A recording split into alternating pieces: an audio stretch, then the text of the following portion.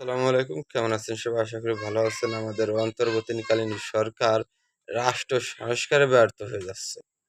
বাংলাদেশে যে আইন শৃঙ্খলা বাহিনী রয়েছে, আইন শৃঙ্খলা বাহিনীকে নিয়ন্ত্রণ করতে পারছে না। বাংলাদেশের সরকারি প্রতিষ্ঠান বলেন, বেসরকারি প্রতিষ্ঠান বলেন, সব জায়গাতেই আওয়ামী লীগের দোসররা আছে। আওয়ামী লীগের দোসরদের কিভাবে বিতাড়িত করা যায়? আসেন এই নিয়ে কথা বলি। যে যেখান থেকে দেখছেন অবশ্যই চ্যানেলটি সাবস্ক্রাইব করে সাথেই থাকবেন। আমাদের অন্তর্বর্তীকালীন সরকার আওয়ামী লীগের যে সকল দোসররা রয়েছে তাদেরকে শনাক্ত করতে পারছে না। কেন? ব্যর্থতা কোথায়? দুর্বলতা কোথায়? বাংলাদেশের আওয়ামী লীগের দোসরদের যদি চিহ্নিত করতে হয় তাহলে বাংলাদেশে নির্বাচিত সরকার লাগবে।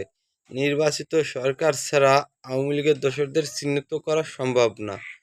তার কারণ হচ্ছে সরকারি প্রতিষ্ঠান বলেন, বেসরকারি প্রতিষ্ঠান বলেন, সব জায়গায় আওয়ামী লীগের দোসররা আছে, বড় বড় পদে বসে আছে।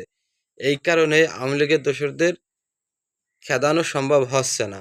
যখনই বাংলাদেশে জনগণের ভোটে সরকার আসবে, নির্বাচিত সরকার আসবে, সেই সরকার পারবে আওয়ামী লীগের দোসরদের খুঁজে খুঁজে বের করতে।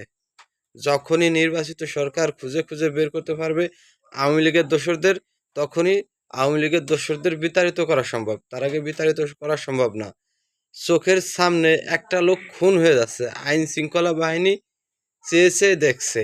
এর চেয়ে লজ্জাজনক ঘটনা কোনো জায়গায় হয় না। আইন শৃঙ্খলা বাহিনীর দুর্বলতা কোথায়? আইন শৃঙ্খলা বাহিনীর দুর্বলতা এই জায়গায় যে বাংলাদেশে নির্বাচিত সরকার নাই।